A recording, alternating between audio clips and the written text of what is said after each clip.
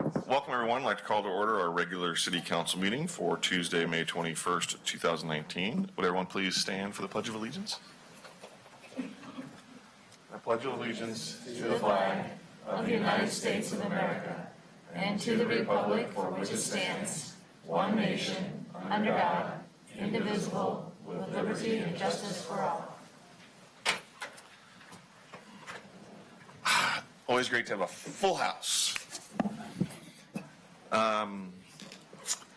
Roll call. Sylvia? Mayor Mays. Here.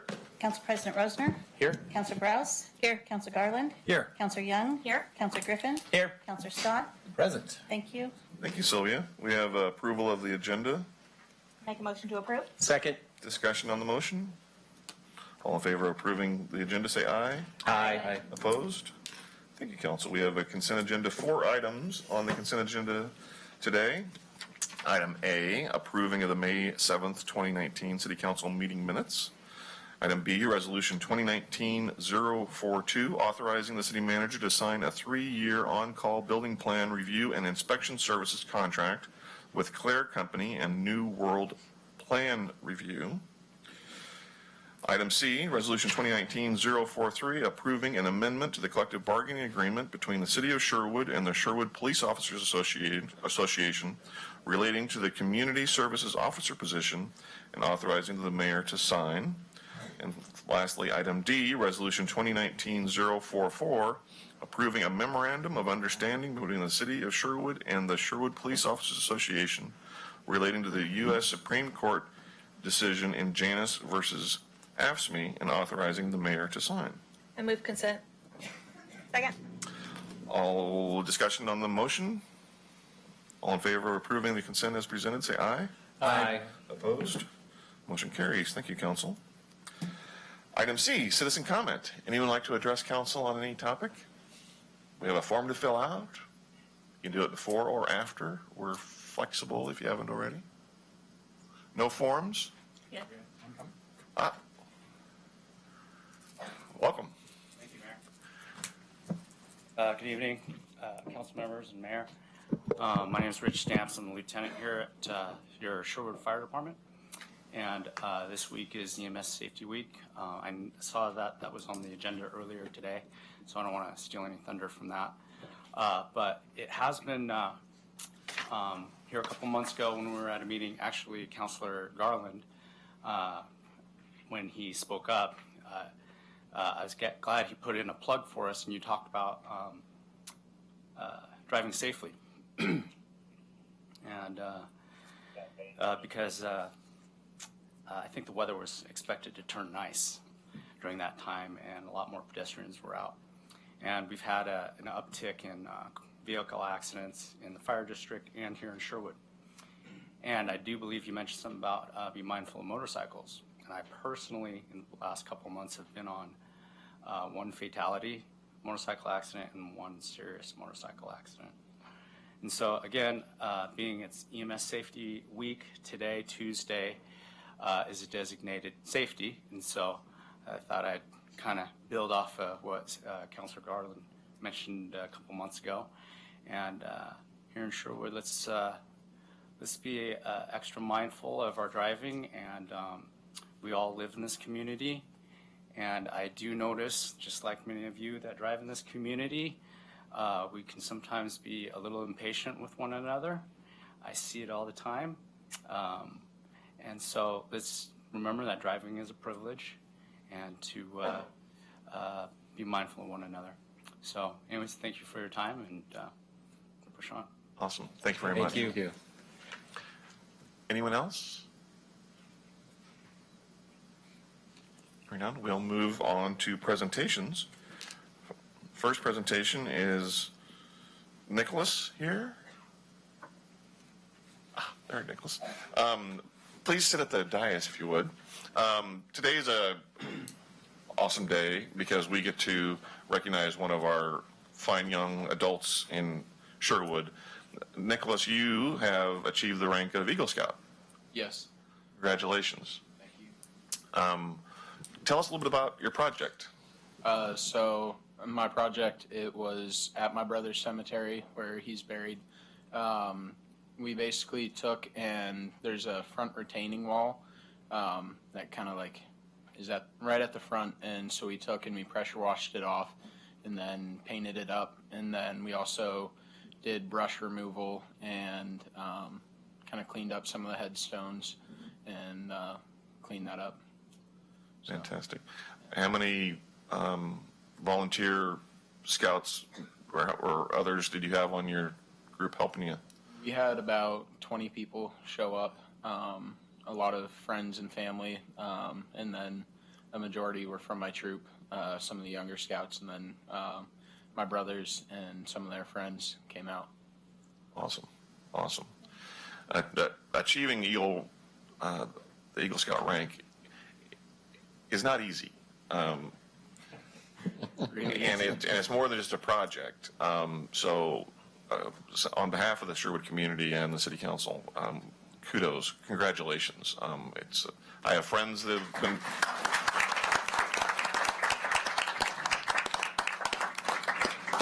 It's something that I did not achieve. I had friends that were growing up that did, and then something one that actually continued into working for Scouts for many years post college. So congratulations. And then, were you sitting with your mom by chance? Yeah, so that's my mom, and then right behind her is my dad, and then in the back is my brother Michael, who also achieved Eagle Scout. Both my brothers got Eagle as well. Awesome. Well, great job, Mom and Dad. I'm sure your entire family is very proud of you, and as well as we are. So I have a certificate to give you. I'll bring it out and hand it to you in a moment. But it's a certificate of achievement presented to Nicholas Shantine. I apologize, Nick. Shantine, on behalf of the City of Sherwood and the Sherwood City Council, we congratulate you on your outstanding achievement of attaining the rank of Eagle Scout.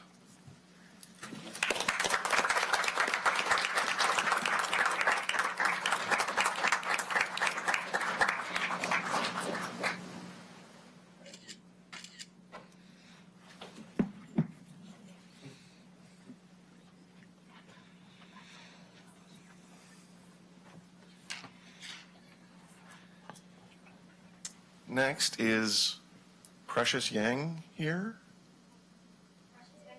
Yes, awesome. And Jamie is here. So Thank you, Mayor, Mays, and Council. you bet. So we're here to recognize Precious because of Team Lab. We would like to call attention to Precious Vang for her achievements in bettering the community of Sherwood. Precious is a charter member of the Teen Library Advisory Board, otherwise known as Teen Lab. Teen Lab is a volunteer club for grades 7 through 12. Precious graduates from high school this year, but before she moves on to college, we would like to honor her with a certificate of special recognition for her dedication and service to the library.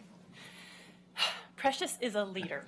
During her time at Teen Lab, she has helped provide valuable input for programs, learned new library skills, presented at Library Advisory Board on behalf of Teen Lab, and many, many hours of craft prep. Precious has also been a role model and mentor to younger members of Teen Lab. She has often provided a window into the high school life and answered questions. It's just been really fun to watch that. Most importantly, I want to say that Precious is part of Teen Lab's success. She has seen where it began, she has seen how it's evolved, and she's really helped to create what it is today. And it's just a group of young adults who want to make the library experience great for all youth. So she's really had a hand in that. Having a Teen Lab in your library is considered a mark of achievement by the Oregon Library Association and is a national standard for public libraries. So it's really awesome that we have that here at Sherwood. Precious is part of our local success story for joining the ranks of libraries across the nation who are empowering youth to participate in their communities. So Precious, it's an honor to know you, and thank you.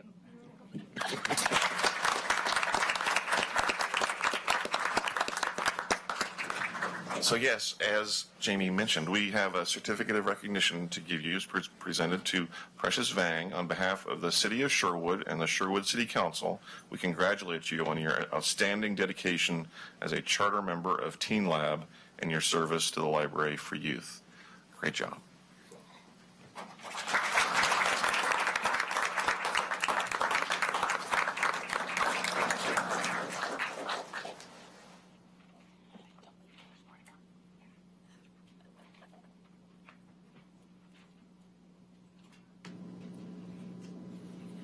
Okay. More presentations. This one is also awesome, bigger in number, and that is to recognize City of Sherwood volunteers. Tammy Steffens, would you please come forward for a moment? And why are we doing this? Well, because we have rock star volunteers. So I'm going to let you in on a little secret in case you haven't already figured this out. I have the best job on staff. I get to work with almost every department, and I work with these incredible volunteers, many of who are here tonight. We have volunteers from as young as 12 in Teen Lab that Jamie was just talking about, up to 80 plus, and from all walks of life. That was the age of 12 to 80 plus.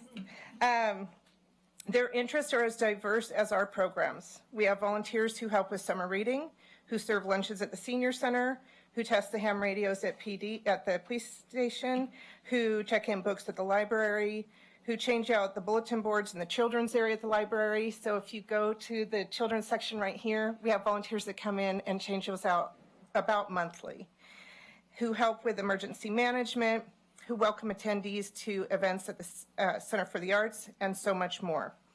Every one of our volunteers has the choice to serve anywhere they want, and they choose to be here, and they choose to be with us. A little while back, I had a lady whose husband had died. I told her to take as much time as she needed.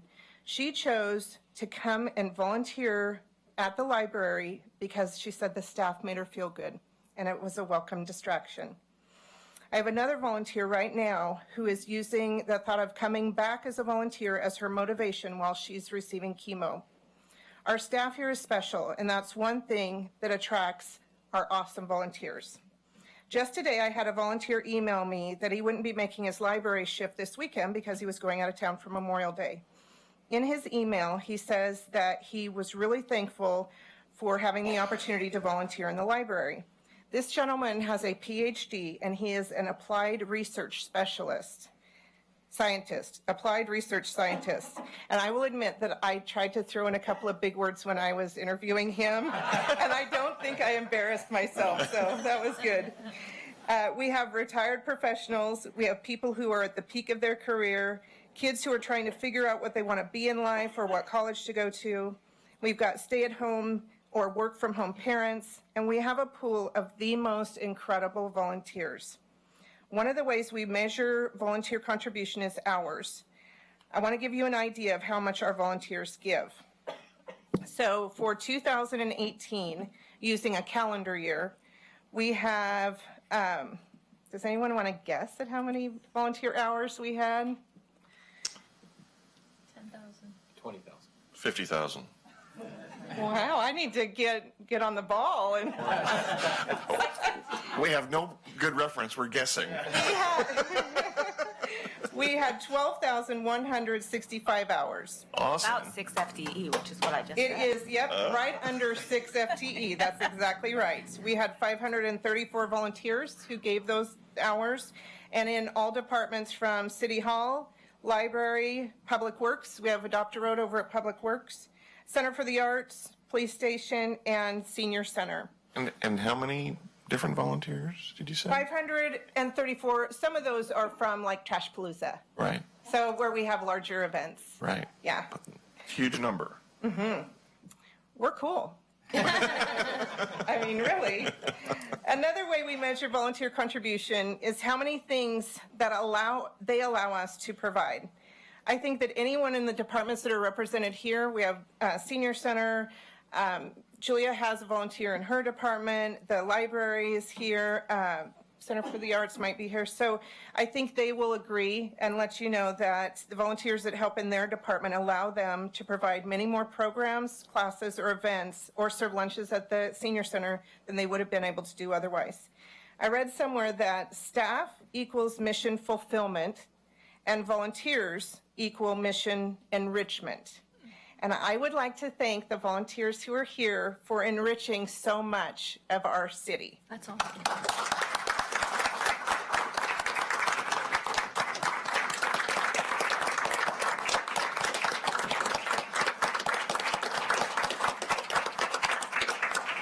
Hear, hear. So I am going to, and also I'd like to thank Love Bites. They gave us a very generous discount in the treats that the volunteers will get tonight.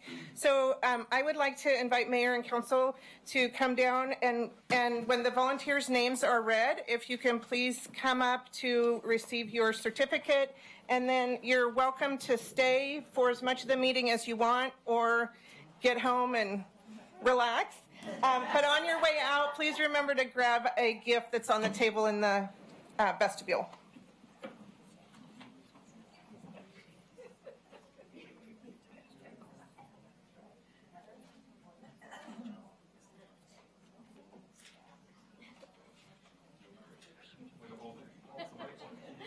Or what do you want you to do?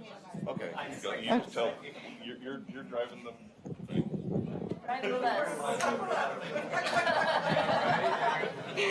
Andy Wynn.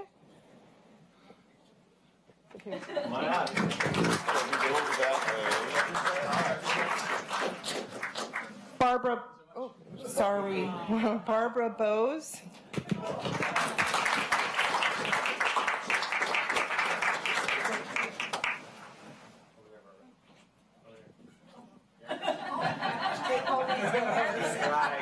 Cherie Hamburg.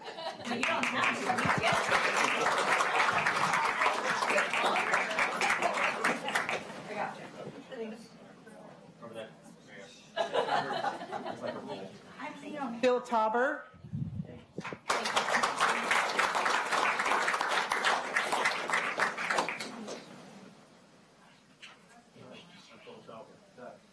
Carol McCausland.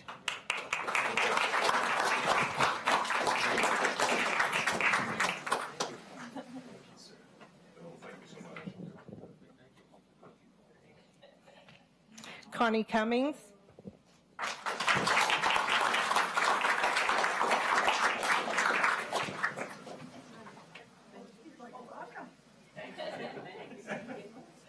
Ella Ventoro.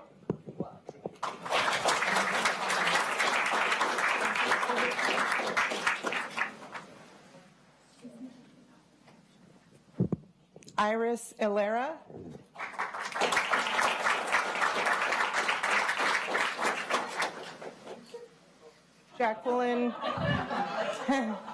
Jacqueline Angelo.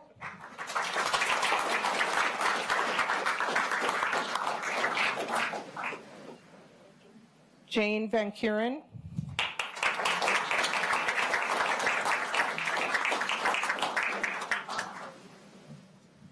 John Canepa.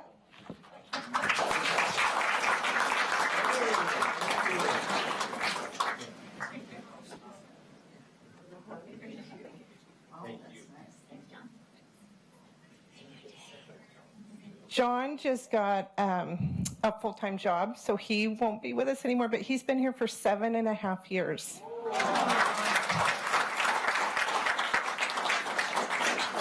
Julie Nader.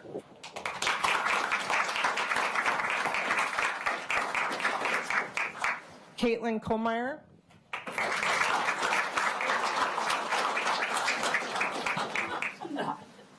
The question mark.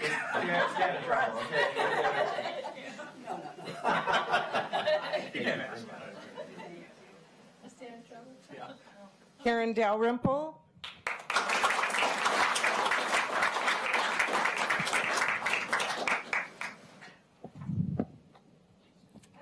You're fine. And Karen McComb.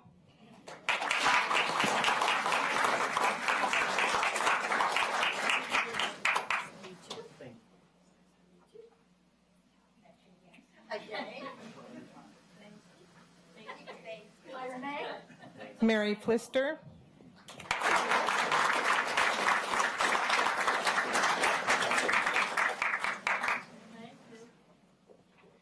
Mary Parker.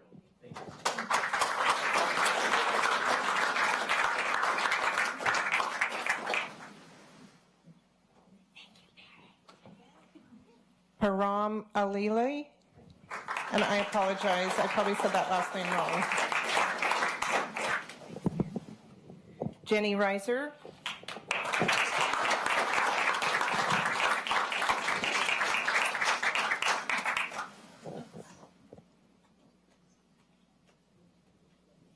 Precious Fang.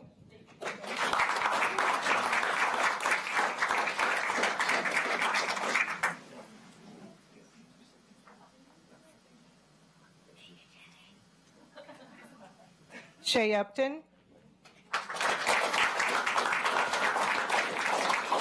Shirley Alexander.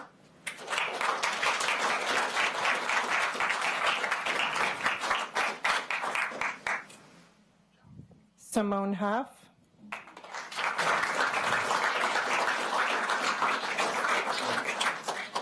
Stephanie Jones.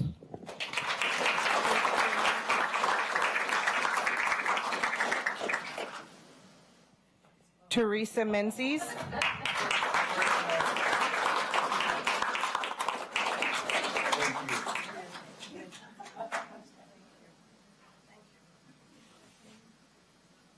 Vanessa Diaz.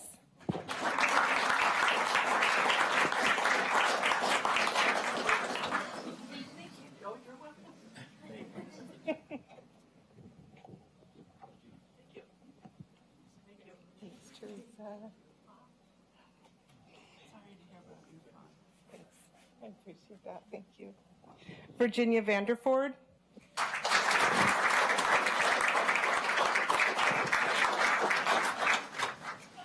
Wendy Carl.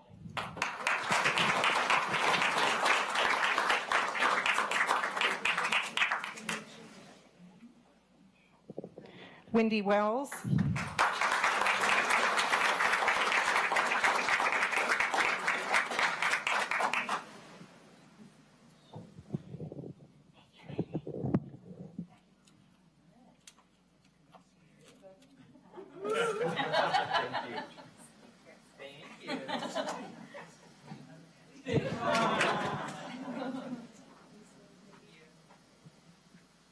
Is there anyone still here that I haven't read your name yet?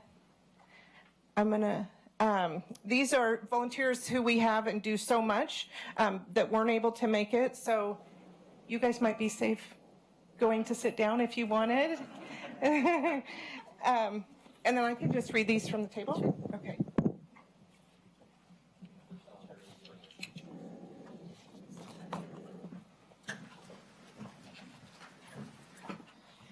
So we still want to give a big thank you to Carla Ahrens, Susan Archer, Christy Becker, Aria Birdsong, Melissa Bolin, Deborah Boquist, Angel Bow, Malia Bow, Rosalind Bradshaw, Ken Brooks, James Bryant, Annabelle Bussey, Kim Campbell, Deborah Carlson, Tony Corona, April Chittum, Patricia Chistakos, Carol Clark, Josie Clark, Amanda Davidow, Kathleen Doherty, Catherine Driver, Alexis Dyer, Pat Ellinson, Nancy Ellingson, John Estrom, Clara Farrer Perry, Sarah Fisher, Amanda Garrison, Jan Goodman, Bill Goodman, Maddie Griffin, Norma Gronholm, Michael Heelman, Barbara Henkes. She liked us so much here that she came back as a volunteer after she retired. Joanne Hebst, Rena Hedeman, Becky Hicks, Elizabeth Hantuick, Joshua Hogan, Bill Hope, Cameron Johnson, Mariah Kersley, Sue King, Sophie Claus, Vamsi Kundetti, Barbara Leitzinger, Julia Leitzinger, Madeline Leisure, Tiffany Levine, McKenna Marietta, Chris Martin, Paula Martin, Chrissy McLaughlin, Lena McLaughlin, Howard Mendes, Jennifer Merrick, Shirley Morehouse, Bella Myant, Karen Nocktrab, Kaylee Ochiltree, Donnell O'Laughlin, Wilson Parrish, Adriana Petroni, Gavin Pham, Brendan Phillips, Leslie Peel, Emily Pike, Ann Poe, Catherine Poff, Beth Perta, Dan Ramirez, Lisa Rantibu, Janie Reddington, Isabel Reyes, Crystal Reynolds, Carol Ring, Mickey Riverman, Isabella Rowe. I'll try not to take that myself.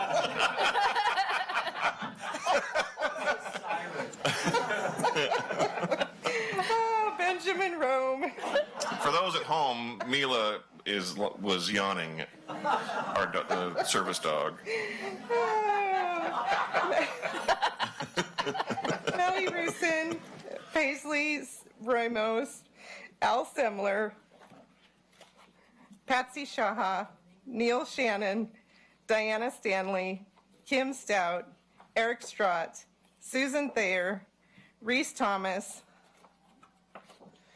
Conrad Thomason, Hannah Tran, Rihanna Upton, Donna Vandekieft, Terry Veal, Leighton Gang,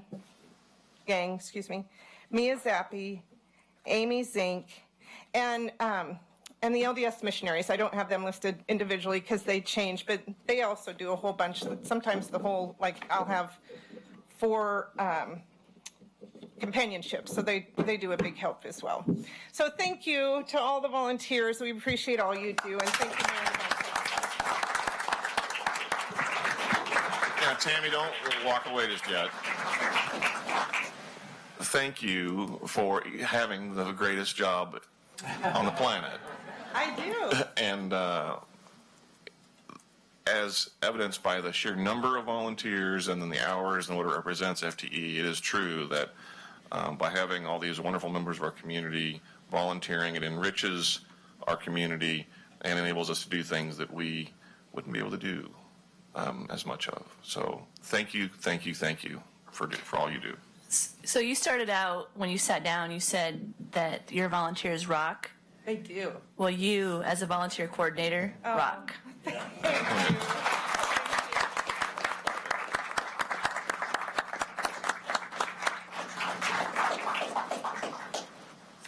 All right, and like she said, you can stay as long as you like this evening. We are not, we don't feel bad if you want some refreshments and other stuff, so no problem. We're not offended. We are not done with presentations. We have item D, a proclamation proclaiming May as YMCA Senior Health and Wellness Month. The month of May is designated as Older Americans Month and National Physical Fitness and Sports Month. It is appropriate to honor our mature citizens for their many contributions to the vitality and strength of our community. The United States Surgeon General has determined that regular physical activity results in significant health benefits and improved quality of life for older adults. All older adults can participate in activities that improve and maintain their health. Now therefore be resolved that the Sherwood City Council does hereby proclaim the month of May as YMCA Senior Health and Wellness Month and Wednesday, May 29th as National Senior Health and Fitness Day in Sherwood, Oregon, and urge all of our citizens to support the efforts of the YMCA and encourage older adults to enhance their lives through regular physical activity. Awesome. Next, proclamation proclaiming May 19th to 25th, 2019 as Emergency Medical Services Week. And we have someone here from, come on forward, and I'll read a proclamation and let you introduce yourself after and say a few words if you would. Emergency Medical Services is a vital public service, and members of an emergency medical services team are ready to provide life-saving care and to those in need 24 hours a day, 7 days a week. Access to quality emergency care dramatically improves the survival and recovery rate of those who experience sudden illness or injury. The emergency medical services system consists of emergency physicians, emergency nurses, emergency medical technicians, paramedics, firefighters, educators, administrators, police officers, and others. The members of the emergency medical services teams, whether career or volunteer, engage in thousands of hours of specialized training and continuing education to enhance their life-saving skills. And it is appropriate to recognize the value and the accomplishments of emergency medical service providers by designated Emergency Medical Services Week. Now, therefore, I, Keith Mays, Mayor of Sherwood, Oregon, in recognition of this event, do hereby proclaim May 19th to 25th as Emergency Medical Services Week with the theme EMS, One Mission, One Team. I encourage the community to observe this week with the appropriate programs, ceremonies, and activities. Welcome. Thank you. Good evening. Mayor May, City Council members, my name is Nolan. I'm EMT for Metro West Ambulance as well as an operations supervisor. It is EMS week this week. Metro West has been providing ambulance service in Oregon since 1953. I'm honored that you've trusted Metro West to serve your community, and I look forward to the continued relationship. So thank you for the opportunity to appear before you today. The proclamation before the City of Sherwood is important to many teams of EMS workers in Washington County. As the providers of pre-hospital care in Washington County, Metro West EMTs are part of a team of professionals providing emergency health care to your citizens. We feel honored that your community has entrusted us with the emergency care of your residents and strive every day to continue to earn your trust. Because of your commitment and support of EMS, Washington County enjoys one of the finest emergency healthcare systems in the state of Oregon. Our EMS partners include fire personnel, police, and emergency room staff. Our goal is to meet the emergency needs of your community in a compassionate, timely, and professional manner. On behalf of all EMS workers in Washington County, thank you for the proclamation and your continued support of emergency medical services. And I'd also like to take this opportunity to invite each of you to our EMS celebration this Friday, May 24th. That'll be at our Hillsborough office. Bring your family, bring your friends, bring your kids. There'll be games, barbecue, all the fun stuff. And thank you and have a great evening. Great. Thank you very much. What time on Friday? I believe it starts at 3 o'clock.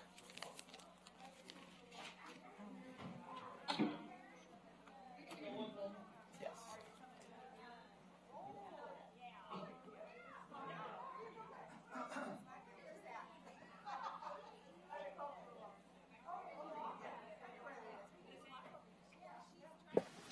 All right.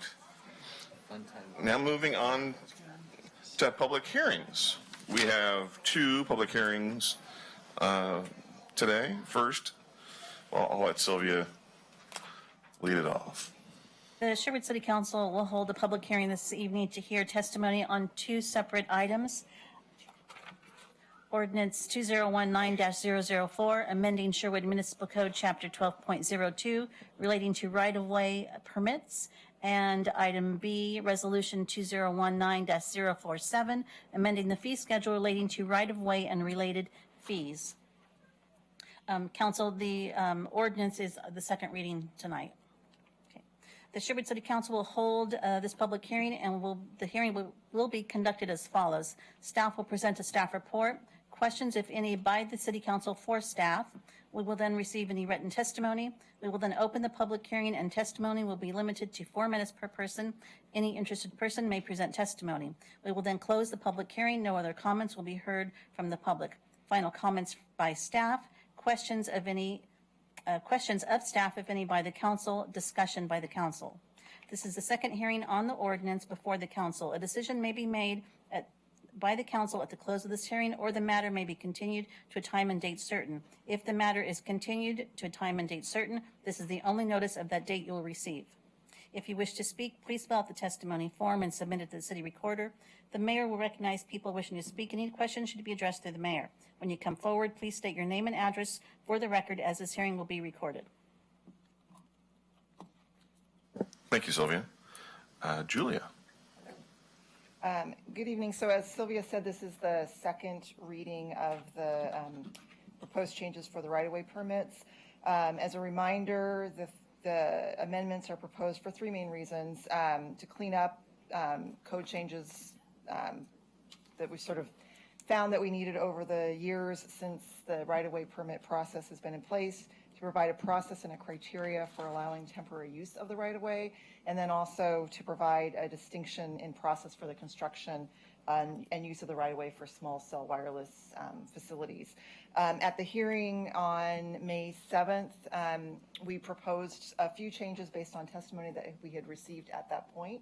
And then there was a few things that we still needed to explore, and then based on additional testimony and conversation at the hearing, we identified a few more changes that are outlined in your council staff report. I'm not going to read through them unless you want me to, but the attachment to the council staff report is the red line track changes version with the changes highlighted in yellow.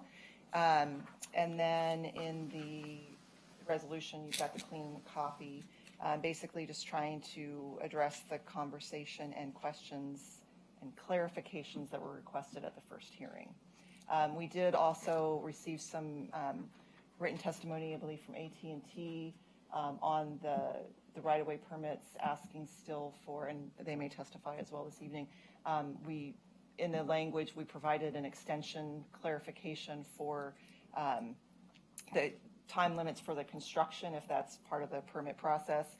AT&T requested that a similar extension be provided to start construction rather than to complete construction. And that's obviously completely up to the city council, but we kind of feel like it's not, they shouldn't submit an application until they're ready to submit an application and can begin construction within 60 days. So that's staff's position, but ultimately it's council's decision. So any questions? Well, we'll wait for questions until after public testimony. Anyone like to address council on the proposed ordinance? Mayor and council, I have several items here. Some of the sheets will reflect various items. So when you kind of go through them, just kind of recognize that.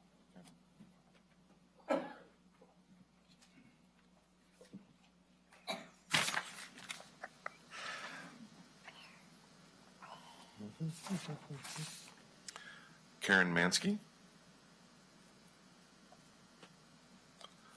Welcome, Karen.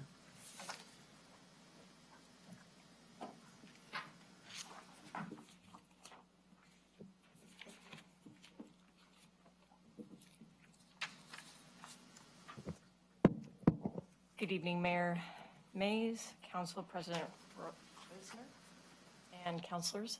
My name is Karen Mansky. I'm here on behalf of AT&T, and my address is 12005 Southwest Poppy Drive, Gaston, Oregon. First, I'd like to thank staff for all of the changes that have made so far to Chapter 12.02 of the Sherwood Municipal Code. They've done a fantastic job in taking the comments that we've made and turning them into more workable code revisions that we can apply to our permits. The one item, as Julie pointed out, that we are still concerned about is the 60-day time period before which we need to start construction. Once the permit is issued, we have 60 days to start construction or we lose our permit. And if you've ever worked in construction, you know that that's a fairly short time period to get all moving parts organized, the contracts issued. We can't issue contracts to some of our vendors until we have our permit, and they are doing other work. And so trying to free up their time to come out and do the work in Sherwood can sometimes be problematic.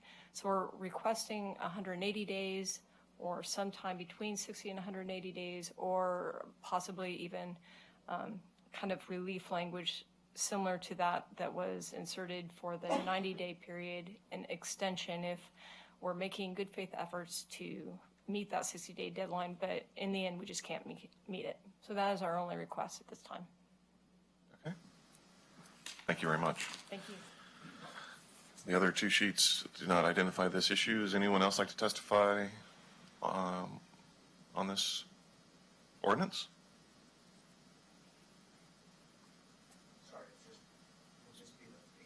No, that's the resolution. This is the ordinance. Yep. So we'll close the public hearing on ordinance 2019-004. Questions of council or discussion? I just had a quick question, I guess, regarding the language and to address the comments. It looks like it's in Section D, general requirements. We're talking about Section 1 or bullet 1 under that. So says that automatically expire if the work authorized by the permit is not commenced within 60 days. Is there a generally understood definition of what commenced means? Started. Well, but so what does that mean? Does that mean trucks on site or yeah, I mean, I guess Any construction activity, I would say, yes. So some sort of physical activity on the site to begin the construction process. Thanks, Josh. I have a question about the same thing.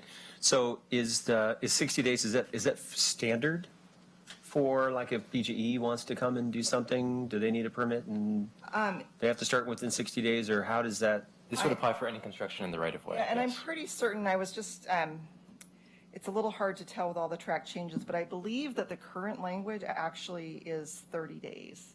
I'm pretty sure that that is a strikeout of the existing code language. So our current process is start within 30 days or you lose your permit. And frankly, I have, not to say it doesn't happen, I have never heard of that being an issue. Okay. That doesn't mean that I just haven't heard about it, but it's not something that is rumbling around in a constant thorn. I do know that Bob, when we were talking about the request prior to the last meeting, he was pretty adamant that having a permit open for that amount of time would be really administratively burdensome. So if council were to entertain flexibility, I would have it be more flexibility rather than 180 days for any permit would be really unworkable. And then I'll also add that it does say, and we did refer to this last time as well, but council asked for some additional flexibility language being clarified, but it does say unless otherwise provided in a specific permit. So that gives a little flexibility if they're able to provide a real strong argument in the permit submittal. We might be able to be a little lenient, depending on how much detail they're able to provide us at that time. And I did just confirm it is 30 days in the existing code. Okay, thank you. And so we've heard from AT&T with some concerns on 60 minutes. Did we hear from any of the other potential? AT&T is the only agency that submitted any comments for this hearing on the subject. Okay, thanks. I'm good with it as staff's presented, personally. I just had a question. So if the permit expires after the 60 days, they could reapply for another permit. They lose any fees they've already paid and have to pay fees again. Correct. And what's the permit fee for this? Well, you haven't adopted that yet. What's the proposed? That's What's the the next proposed resolution. fee? The proposed is $850. Okay, so they would be out the 850 and have to pay it again, essentially. Correct. I think there seems to be some flexibility within the permit process if they can show. And you're doubling the They need timeline. 75 days You're doubling or- the timeline. And we haven't had any problems up to this date. With the 30 days, this is 60 days. Yeah, I would agree, and we're actually, to your point, we're giving them a little extra time from what was traditionally out there.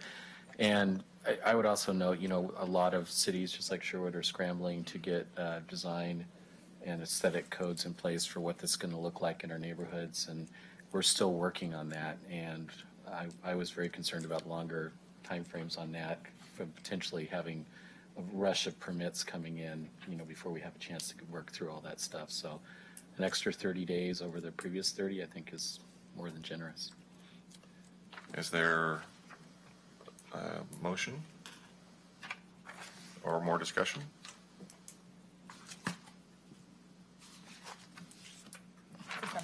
It's someone want to read, caption, adopt? Renee's good at this. Okay. And I can do it, but I'd like others to make it. I move that we recaption and adopt ordinance 2019-004, amending Sherwood Municipal Code, Chapter 12.02, relating to right-of-way permits. Second.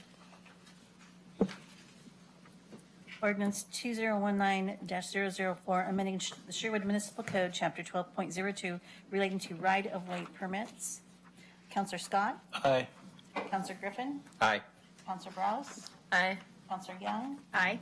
Counselor Garland? Aye. Council President Rosner? Aye. Mayor Mays? Aye. Thank you. Thank you, Sylvia. Now we'll move on to Resolution 2019-047, amending the fee schedule related to right-of-way and related fees. Julia?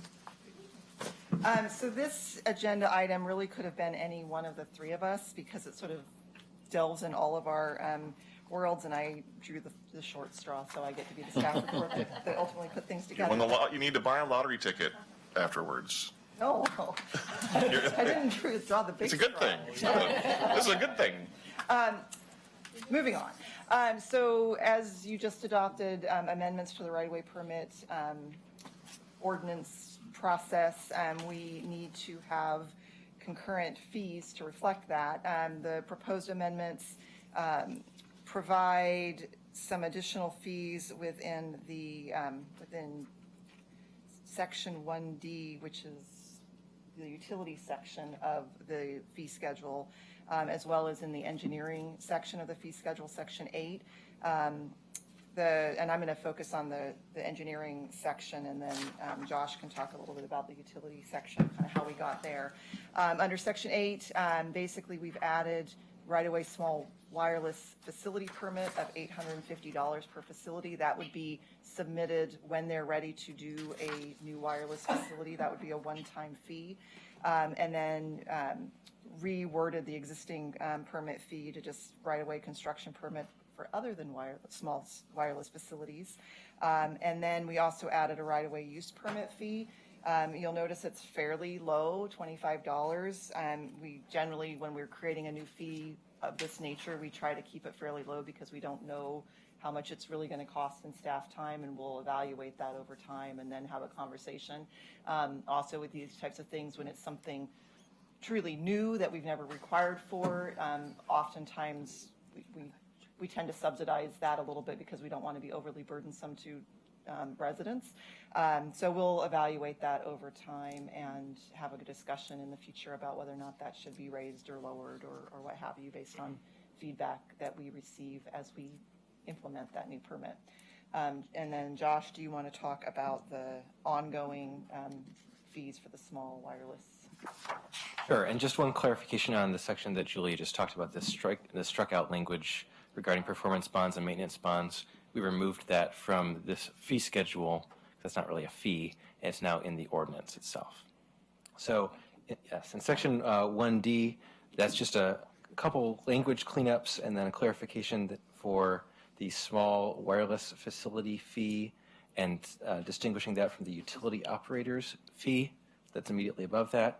And as previously discussed, that fee is proposed at $675 per facility per year.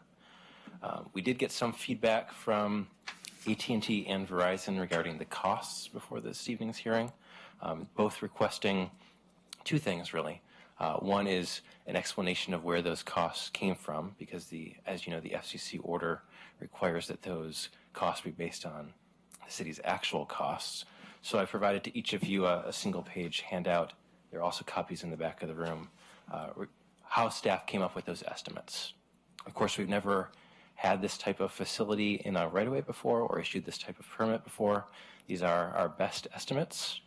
And as you know, we also review our fees annually, usually in June of each year. And so that will be approximately 1 year from when we're enacting these fees. We will track what our actual experience is over that year and then revise these fees as necessary at that time. Happy to answer any questions you may have. After we do the public hearing? Okay. After we do the public hearing, we'll have time for questions. So now's an opportunity to address council on this proposed resolution. We have 3 that have signed up so far. Steve Kuhn. Welcome, Steve.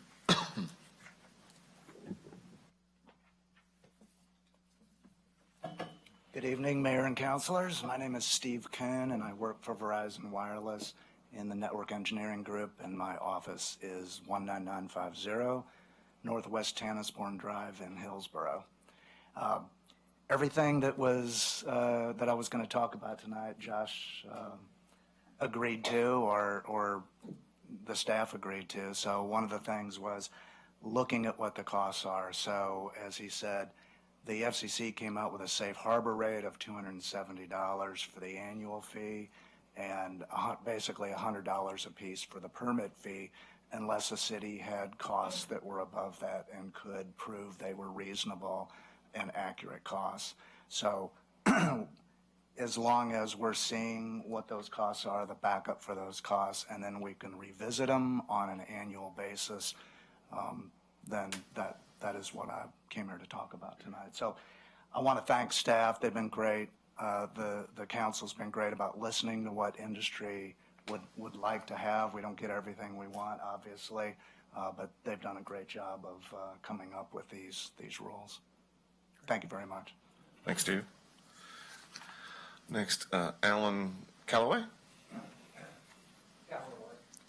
Calloway, I apologize. Welcome, Alan.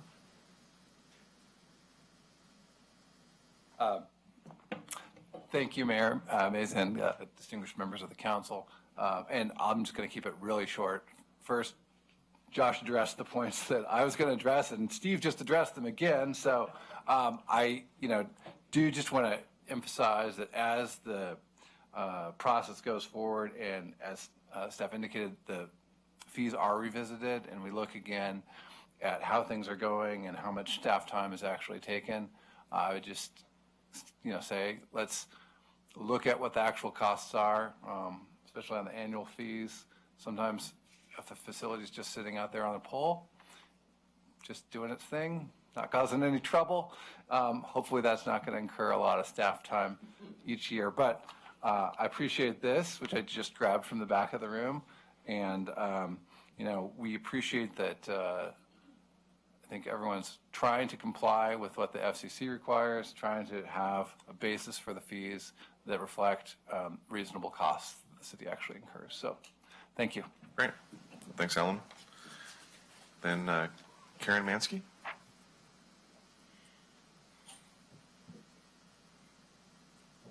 Welcome again.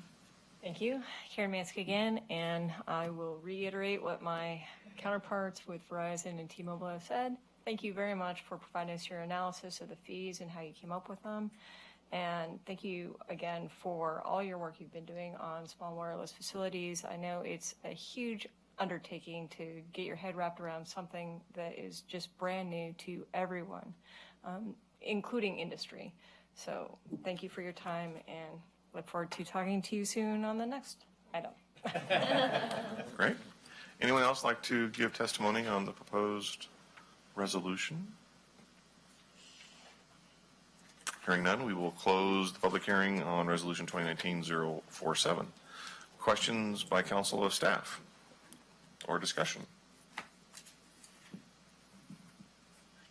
I appreciate the spreadsheet you put together for us for tonight, addressing the questions that we got in our emails today. And I think, it's a new thing for us to put together. And so to say we'll readdress it as time, after the first year, I think is smart. We don't want to be on the underside of this. We want to make sure our costs are covered. So. Great. Any other comments or questions?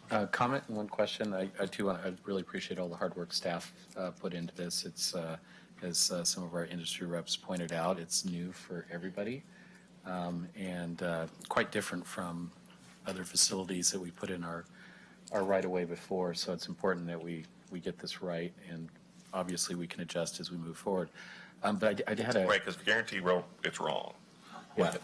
Right. We don't know which way it'll be, how much or up or down, but it'll be adjusted after experience. Yeah, and I think some of our urgency to get this in place quickly was partly because of the FCC and the shot clocks, I think 60-day shot clocks that they put in there for permit approval, which didn't give us a lot of window to work through a lot of this. But my question is related to that. Have we heard anything, because the FCC's rule, I think, is it called a rule, Josh?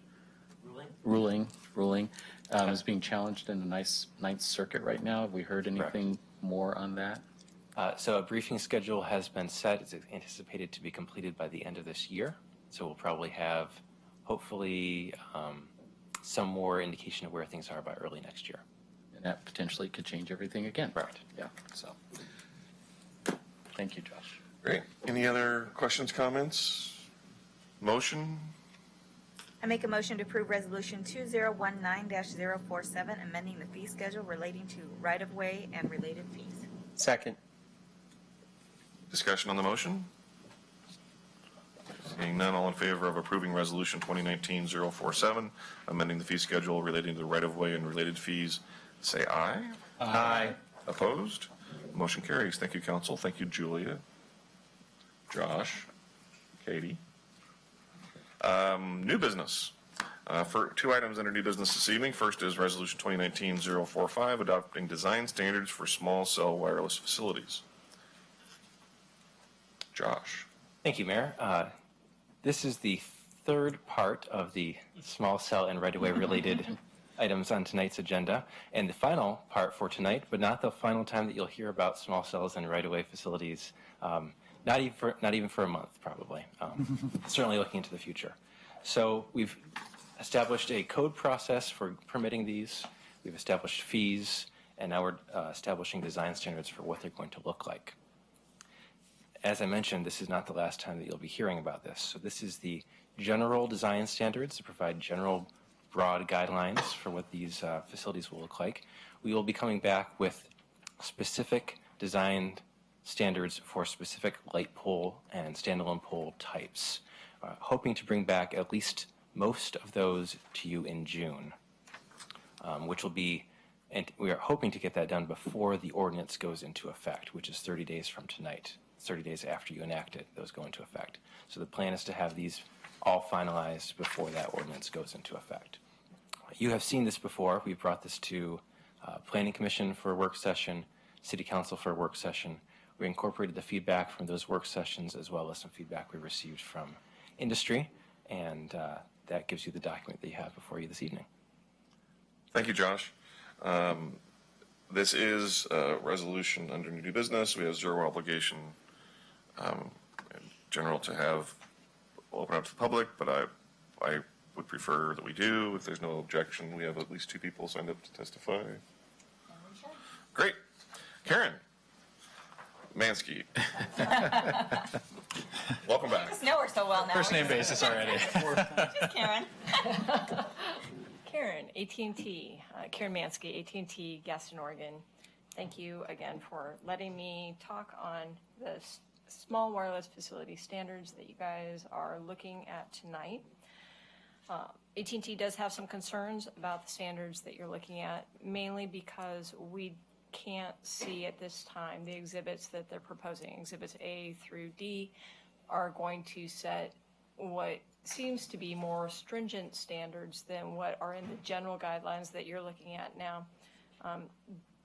Exhibits A and C will be giving you some more specifics about the locations that are permitted, and exhibits B and D are with regard to dimensional requirements. And currently, the standards that you're looking at, the general standards, already limit significantly the locations that we can deploy small wireless facilities in your community. With that said, in our opinion, we don't have a path forward for Sherwood at this time. I'm sure that we're going to have an opportunity to comment on the exhibits when they're released, but as of today, we don't know where we could or could not go in your community. The fact that we're being asked to go on the light standards first and only being able to use utility poles if there are no light standards available is also a problem in our opinion. So we've given a letter to staff about our concerns, and you'll probably see me here again when you see the exhibits once they're being released by the staff. Thank you for your time. I do want to leave you with a couple statistics for the wireless industry. We are we're a landline society for over 100 years, and we have effectively gone wireless over the past 15 years. AT&T alone has seen a growth since 2007 of 470,000% over its network. And 2007, you'll probably know, is the event of the iPhone. And so These small cells are the next generation of providing wireless services to your constituents, to your city. And Sherwood is one of the fastest growing bedroom communities in the Portland area.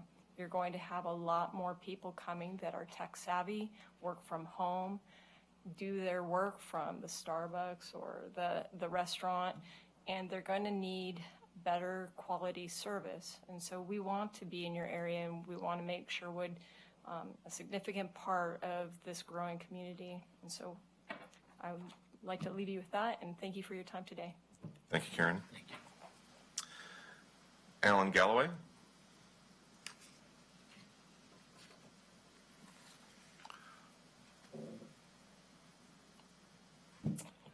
Hello again. Thank you, Mr. Mayor. Thank you, members of the council. I think I neglected to say my address last time, so I am located at 3334 Northeast 46th in Portland, and I'm here on behalf of T-Mobile to just say that we kind of view this as a work in progress. I've really appreciated that your city attorney, Mr. Soper, invited feedback on the draft of the design standards, has made a number of changes in response to feedback that we submitted. As with Karen, T-Mobile also still has some concerns about this. I think we are anticipating seeing what comes in the exhibits in terms of potentially more restrictive design standards for specific poles. The reason for the concern is just that this technology is so new and the things you can do with it are so cool that we don't want restrictions that would basically impair the ability of T-Mobile to deploy next generation wireless, including 5G wireless. That I'm just a lawyer, so I can't actually get into the technical details of all the cool things about this, but I can tell you that it's going to let people do some very cool things that they can do faster and have kind of broadband speeds wherever they go, and that requires infrastructure. It does require antennas and things on poles, and we just want to make sure that Sherwood is part of that and also complies with the federal rules that we're really trying to pave the way for, making sure that we don't, as a nation, that we keep our lead in terms of advanced communications and wireless technologies. So I'm not going to go through the specifics of the feedback that we provided. We didn't get everything we want, but I do appreciate, again, Josh making some changes in response to our feedback, and we look forward to continuing to provide feedback. I would just say that as we go forward, as you go forward with the next set of more specific things, just keep in mind that the basic standard is that any sort of aesthetic design standards have to be reasonable. They can't be more burdensome than what's applied to other infrastructure in the right-of-way. That's not just communications infrastructure. That's whatever utility infrastructure you have using the right-of-way. There's a federal statute that requires that that be even-handed. And then, of course, the standards have to be objective and published in advance so we can know what they are and comply with them. So with that, we'll probably be in communication about this more. Might see you again in June. I suspect, yeah, we'll see you next month. Yeah. And okay. Others. Thank you very much. You bet. Thank you, Alan. Thank you. Anyone else like to address council on the proposed resolution while we... Seeing none, we will close the public hearing on resolution 2019-045. Questions of council for staff or comments from council? I'll start. So I definitely appreciate the feedback from those who testified, and I don't discount it by any stretch. It was, however, I didn't hear specific issues with the code, and I understand they may not know yet. And I think, from my point of view, I think it's better to start with something that may be more restrictive than where we end up. We can always alter it as new information becomes available, as our specific design standards for types of poles become available, as the technology changes and we learn more. But I'd rather be safe than sorry and start with something that maybe is too restrictive than where we want to end up, but we'll end up with a better looking city versus some of the examples we've seen in our work sessions of Wild West kind of deployments that are something our citizens probably would not want to see. So I definitely take heed to what they say, and I just say, from my point of view, I can't speak for the other 6 members of council, but I think I would be willing to continue to evolve this standard as information becomes available and we need to. So. I would agree with that. I think it's, it may feel a little restrictive right now, but this is new for all of us. And it's not just the, we're talking about aesthetic standards here, and that's important to a lot of people in our community. But we're testing the waters for a lot of stuff. We're going to have potentially 3 or 4 new utilities putting fiber in the ground in a very crowded right-of-way. There's a lot of things that kind of play into this, and the whole idea of having towers 300, 700, or whatever feet away is a level of density we just haven't seen before. So I think partnering with our friends in industry on that as we move forward, revising the standards as it makes sense, I think is a good idea. But we got to start somewhere. Question? Yep. Josh, can you explain to me why we're adopting this tonight without the exhibits? It seems like I would never sign a contract that had exhibits listed that I haven't seen the exhibits. Is there a reason why we're not just doing this all together once the exhibits are available? There's a time importance, or? The only reason is because this part is ready to go, and the rest of it's not. And we've been discussing this one with council for some time and wanted to bring it forward to you now that it's ready. Okay. Any other comments or questions or a motion?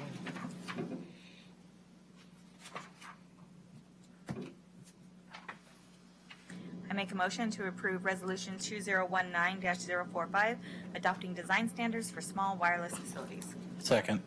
Moving to second discussion on the motion. Seeing none, all in favor of approving Resolution 2019-045, adopting design standards for small cell wireless facilities, say aye. Aye. Opposed? Thank you, council. Thank you, Josh. Second item under new business, Resolution 2019-046, urging the Oregon Legislature to enact Public Employee Retirement System, PERS, reforms that reduce pension costs for public employers and approving the City of Sherwood's membership in the PERS Solution for Public Services Coalition. Joe. Mayor and Council, this is a fairly simple, straightforward resolution. It does 2 things. It essentially provides an opportunity for you as a council to once again urge our state legislature to do significant PERS reform. They are still in session. There's lots of potential bills being discussed in Salem, and a growing list of cities around our state are passing similar resolutions. You've been requested to pass this resolution by an organization called PERS Solutions for Public Services. Tim Nesbitt, one of the directors, was here last month and gave a presentation about the PERS issue and some of the things, the principles that organization has. It's a bipartisan effort, and a number of cities and organizations are joining in that effort. So if you pass this resolution, there's 2 things simply you'd be doing is once again making a statement you've made before. PERS reform is one of the top legislative priorities for the League of Oregon Cities, as you know, and we are a member of the League. And 2, we would join this growing coalition around the state. I know the city of Beaverton just passed this resolution a couple weeks ago. Kaiser recently has done this, so I think more and more cities are doing this. So, awesome. Thank you, Joe, for bringing this forward. Questions for Joe or comments? Motion.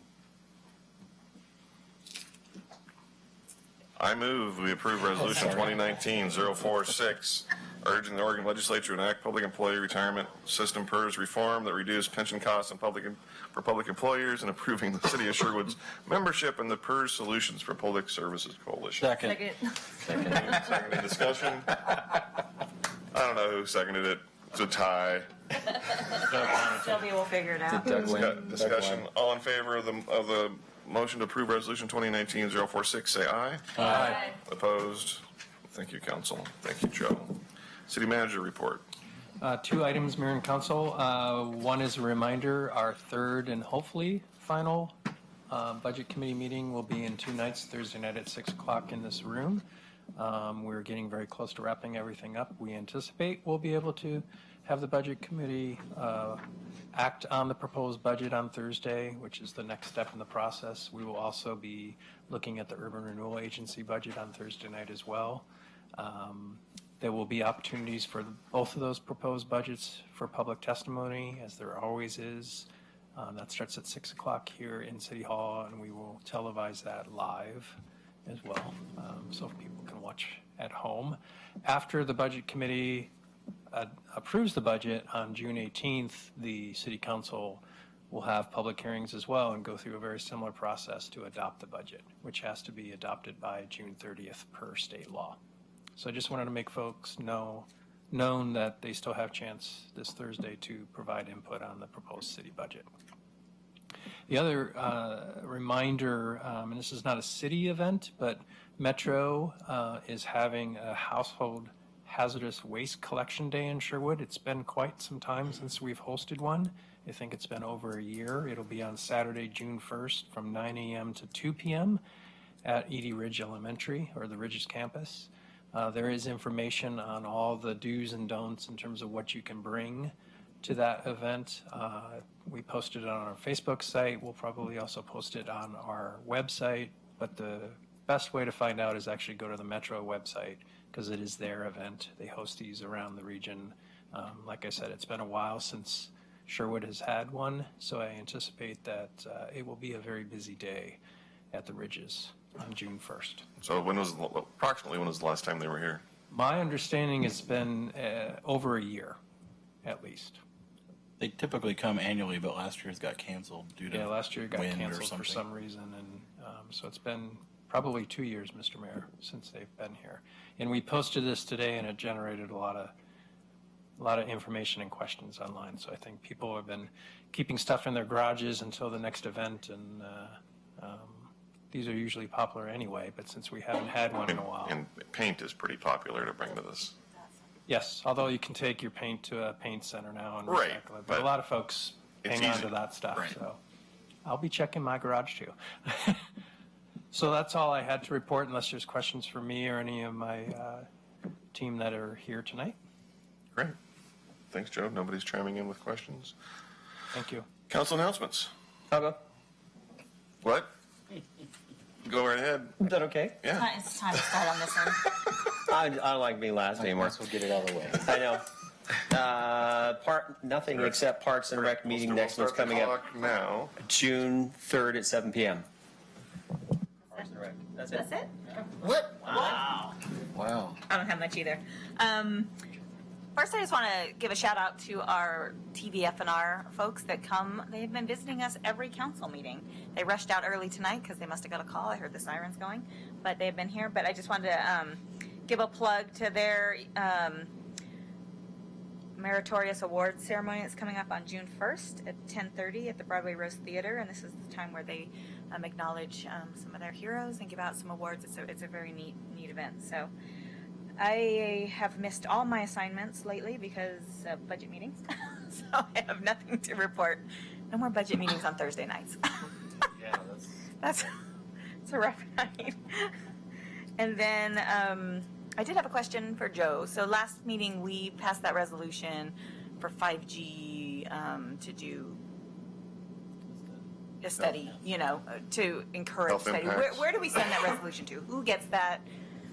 We've passed it. Do we send it to our U.S. reps? Let's talk to CFM, but I would suggest that sending it to our congressional delegation would be the I appropriate. mean, we've passed it. Doesn't do us any good just to have it in our books. We need to get it to somebody. So I just wasn't. Yes, knowing we'll talk to CFM where are we about it. sending that? Yes. Not to mention our local paper, Pamplin Media Group. Yeah. That's it for me. Good. Tim, you like to, or you want to wait? I can go. Right. So I attended the Washington County Coordinating Committee meeting for Keith. He was traveling. It was mostly informational, the meeting. Mandy Putney from ODOT gave an update on the statewide transportation improvement plan for Region 1. They're right now working on identifying projects for the 2021-2024 period, which I think they're going to have an initial list in June, but there's still plenty of time to advocate for transportation projects for us. They also gave a quick update on the Metro 20 and 20 bond. Metro's talking about doing a $20 billion bond for transportation in 2020, hence the name 2020. Probably won't be 20 billion, but it sounds cool when they say it. So, but there's a lot of discussion going on about how, what projects are prioritized under that and where those monies will go to meet the transportation needs in the wider metro area. As a part of that, hopefully I'm not stealing your thunder, Keith. You were there too. You can talk about it. Okay, we kicked off the first meeting of yet to be named, but I will call it the 99 West Coordinating Committee, which we had the mayors and other electeds from Sherwood, Tualatin, Tigard, and King City, as well as staff. Our planners, probably the people that gave the most contribution in the meeting because they know what's going on. And we had 3 representatives from ODOT and Washington County as well. And it was a great meeting, and there was a lot of positive energy about getting this group together to advocate for the 99 West corridor and improving that corridor, making it more efficient, being able to push more traffic through it. For all of us that live out here, it's become quite the issue in terms of just getting into the work centers on our daily commute. So we haven't really addressed that in a very, very long time. And instead of being in your own little silo and your stretch of 99, try to be more holistic and have more energy in numbers. Yes. And just, I thought it was interesting, TriMet's going to be closing some MAX stations downtown. That was another item at the WCC meeting. Is it official? It sounds like it was official, yes. So if you've ever been downtown, you'll notice there's like a MAX station every block. I'm sorry. I think that it's official that they're going to close some, but I think the exact ones are not official. I think they're still exploring the specific locations, is my understanding. At least 1, maybe 2, maybe 3. My guess is they're going to close, but I don't know Yeah. if it's official. Yeah, the goal is to have the trains that are going through downtown be able to move through quicker. And it was an interesting conversation. I talked a lot about the history of the MAX lines, and originally the downtown was a termination point, so it really didn't matter that you had a station every other block downtown. Now that the trains are transitioning through, they want to speed them up. I attended the school board meeting last week. It was a good meeting. For those that have attended the Sip and Spell, the fundraiser, I think they raised close to $70,000. They handed out grants to teachers in the schools for a bunch of exciting programs that the teachers are going to be taking on. They also gave a great presentation. They've been doing what they call a Culture of Care pilot at Archer Glen, where they're working with the kids in terms of, do you go to Archer Glen? Do you know, what zone are you in right now? Do you know? The green zone, the red zone, the yellow zone? Oh, I stumped you, sorry. Putting him on the spot, poor guy. Way to go. Sorry about that. Thanks, Tim. Thanks for putting them on the spot like that. They're doing a lot of great work with kids and helping them identify, and they use these zones, green, red, and yellow, to help them self-moderate. Like if they see themselves getting upset or frustrating, they can recognize that and deal with it better. They set up a green room where the kids can go, and they've had a lot of success at Archer Glen and are looking at rolling out to all the grade schools, so which was really interesting discussion. And the last but not least, I'm channeling you tonight, Russell. I attended the WRWC meeting. We have initial agreement on a new IGA, which the next meeting we will intergovernmental agency or intergovernmental agreement. For those of you that don't know, the WRWC is the Willamette River Water Coalition, and it's a group of 4 cities that manage Tualatin, Tigard, Sherwood, and Tualatin Valley Water that manage the water rights to the Willamette River, which give us all the water we need. That's a very long distance looking group. We're looking 30, 40, 50 years down the road, what our water needs are going to be, and making sure that we have water rights, and then once you have those and you figure out the facilities, you need to get the water to the houses. But we got a new intergovernmental agreement. It's going to get signed, hopefully. They got a new website going up for if you're interested, go search it, take a look at it. And the last item on that is in terms of that long distance view that committee looks at. There's a feasibility study going on. There's a huge amount of acre feet of water reserves in the reservoirs in the Willamette Valley, and the federal government and the Corps of Engineers is trying to decide how that gets allocated for the future. And again, we're talking 50, 60, maybe even 100 years down the road. But the cities and local government are lobbying that at least 10% of that is reserved for municipal water systems. So that's work that committee is supporting too. And that's all I got. Yeah, water rights is dull, boring, but really important. Yes. You sure that's all? That was it. Renee? Well, I want to start by sharing some kudos to our library staff. In a day and age where measurables and being able to share efficiencies and the importance of those efficiencies, Adrienne and her staff are really knocking it out of the park. Each time I go to a library advisory meeting, she has all these spreadsheets and all these stats that just sometimes boggles my mind about the number of things that they're tracking. And as we honored volunteers tonight, just at the library alone, 1,100 hours of volunteers so far, just in the library. And I don't know if you all are aware of this or not, but the library has what's called Library of Things. And I just want to share this quick story about somebody who's used a video borescope. I had no idea what the heck that thing was, but when I read this is from a patron's family. She said that by using the video borescope, they saved $300 at least. They used it for a home repair where they had to go into a wall of their home next to an electrical outlet. And because of that experience, she's now looking at starting her own loan system for technical materials at her business. So I thought that's pretty cool, that our library is a trendsetter and doing those great things.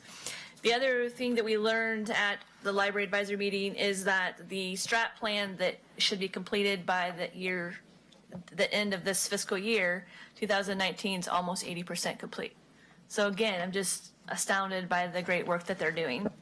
And if you're interested in library programs, they've got this wonderful newsletter that's out there because there's all kinds of fun things going on at the library. The Friends of the Senior Center, my other assignment, we will meet this Thursday, so I'll have an update next time. I do want to let people know that the Bowman House number 4, the building department at the high school, will be having an open house this Friday. I think it's 10 to 2 and 4 to 7, if I remember correctly. Something like that. There's a barbecue going on, so if you want to see the great work that our Bowmans are doing and share their success, that it will be open then. And then I just want to say kudos to the Sherwood Police Foundation, because on Saturday we raised over $77,000 for our Sherwood PD, and so we're able to, so exciting, able to support them with different things in the officer benefit fund. So very, very And Renee, proud of that. who was the chair of the committee that put that together?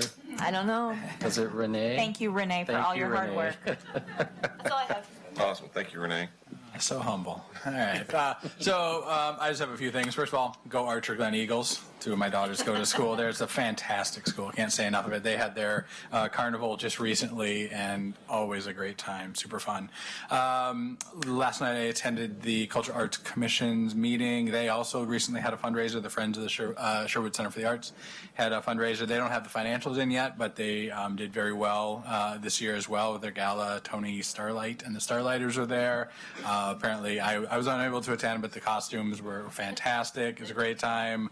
And what else? I had some great donors as well to that one. Some really unexpected large amount of donations there. So great to hear the good work they've done there. And I just want to make a quick comment. We saw a lot of volunteers in here tonight as well. Sometimes you'll hear some talk and some bristling around town here about Sherwood, and it's losing that small town feel and all the growth. And admittedly, there is a lot of growth, but what we saw tonight, 534 volunteers, and that's insane. That is so good, and that really, I think, speaks to the small town feel that we still have it here in Sherwood. Even though we're growing, we're getting more people in, there's more businesses coming in, we are still a small town. And without those volunteers, I think, we wouldn't be able to accomplish the things that we've done. So, I just wanted to give another shout out to them and thank them for everything that they do. Okay. Awesome. Thanks, Sean. Well, I was going to say that. He beat me to it.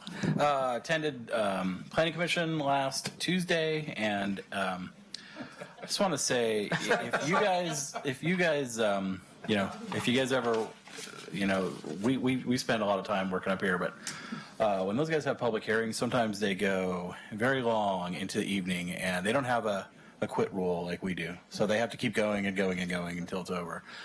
So a lot of kudos to all the members of the Planning Commission. I think the meeting ended after 11 last week, so it was a 4-hour, and staff, of course, yes. Many of them are here again. So that was a long session. I think they might have had a work session beforehand as well, so definitely a long evening. There was 3 hearings. So we had, they approved a variance to the sign code for the new high school. There was they have a weird setback in the situation going on there that they had to get a variance for. It's no big deal. So that was easy. Well, sorry. It went, as the hearing goes, it went very quickly.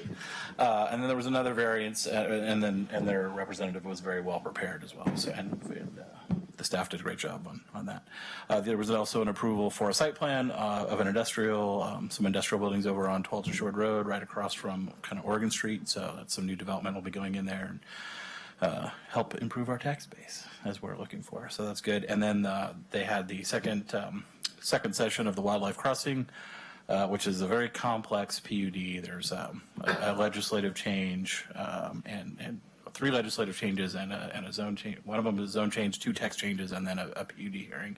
And they forwarded that on to the City Council, so we'll be seeing that soon. Or forwarded the recommendations on, I apologize. So they have forwarded some recommendations on to the City Council, so we'll be seeing that, I'm sure, at a soon-to-be-determined date. June 4th. So come back June 4th for the continuation of the Wildlife Crossing hearing. And then they do not have a regular session next Tuesday. They get a little bit of time back from last Tuesday, but they do have a work session. So they'll be here 6 for the work session. I think it's 6:30 for the work session. So that's all I got. Awesome. Just quickly, Thursday, Westside Economic Alliance, the mayors of Washington County get to be on a panel. So I'll be there if you want to get up early and watch everyone up on stage. What? Heckle. We will have restrictions on who gets the open mics. I've been promised. We've already got signs ready. Excellent. And Metro mayors also meet on Thursday, and Greater Portland Inc. small cities meet on Thursday. So Thursday's a busy day. Anything else for the good of this evening? It's not quite 9. It's only 8:29. Chief, did you want to maybe make a comment on kind of some of the pedestrian issues that have come up recently? Just that the police are doing their jobs? Very timely. I was reading comments, actually. But, yeah, so there's some concern that has been expressed very recently about pedestrian safety, and it's clearly not a new concern. We have a real problem, frankly. That's what it comes down to. A lot of crosswalks, and we just can't be there every time somebody blows through a crosswalk when somebody's trying to cross. So we have done stings in the past, and we've got some more coming up the first part of June. And so we gave everybody kind of fair warning on Facebook and on Nextdoor. And now if you're watching on TV, you get fair warning here. So the first part of June, we will be out working crosswalks, and this will be an enforcement-focused operation. So somebody goes through a crosswalk with a pedestrian, you will get a ticket unless there's some unique circumstance. But anyway. So Jeff, for people who might be oblivious, what is the law on crosswalks? You have to stop. So the law is actually, interestingly enough, the law went through several revisions in the last 10 years. But in layman's terms, when you approach a crosswalk and there is a pedestrian waiting to cross, you are required to stop. Clearly, if there's somebody in the crosswalk, you have to stop. But the legislature tried to deal with this whole idea of, well, somebody's not actually in the crosswalk. And so where they ended up with this language is if there's somebody waiting there and they're clearly in the queue for the crosswalk, you're required to stop. You don't have the option of saying, okay, well, they can cross after I go by. So. And it's not just marked on the roads crosswalk, it's corners, correct? Yeah, I'd have to actually read the statute language to be more confident about that. But there's an implied crosswalk at every intersection, whether there's one there or not. But that's a bit of a different story. But what we're really having problems with is really wide, clearly white stripes that go across the road. Jeez. Parallel to one another. Some with the reflector things. And, Sunset and Brittany. An area where people walk in between said white lines and folks aren't stopping for them. So that's what we're focusing on. There's not going to be any trickery. We're going to be set up at areas that are very clearly marked pedestrian crossing areas. So. Thanks, Chief. Chief, can you give a quick update on how you're implementing the new truck route ordinance? There's been some there's been some emails chatter about that too. Yeah. So this is really a citywide approach. It's not just us, but many folks know that there's been signs, some signs along Sunset all along, which frankly haven't been enforceable because we just never closed the loop about having posted, established truck routes and then saying what are not truck routes. So y'all have finished that. Council and staff has finished that. So Sunset is clearly now a no truck route. So through trucks cannot use Sunset. That's the easiest way to put it. If they're making local deliveries, that's fine, but otherwise they can't be there. So we are in the process of getting the new signs ordered. Julie can jump on that if she wants, but we're going to get some very clear signage up. There'll be more signage than there was before. We're publicizing where the truck routes are. We're reaching out as much as we can to companies or corporations that we believe are going to have truck traffic that will be affected. And a part of that then, of course, will be that we will step up enforcement as much as we can to educate first. This is a completely different scenario than the crosswalk deal. So this is a change. So we just want to give everybody an opportunity to know that you can no longer drive your truck down Sunset. And then eventually, folks will get cited for it. So, but the goal is to keep through truck traffic off of Sunset. And we get a lot of complaints about that. And when I say we, I'm including you all because you get them as well as we do. So. And we're also communicating with the high school, the general contractor out there, because. Yeah, I didn't want to point anybody out in particular, but yeah, we are because of the project. Possibly that's where some of the trucks are going. Yep. Yeah. Yep, it would make perfect sense because they would go right down Sunset right to the project. Right. So we're going to communicate. Well, and again, it's an educational thing. They may not know that we've made that ordinance. So. Yep. Awesome. Thanks, Chief. With that, we are adjourned. Thank you, everyone.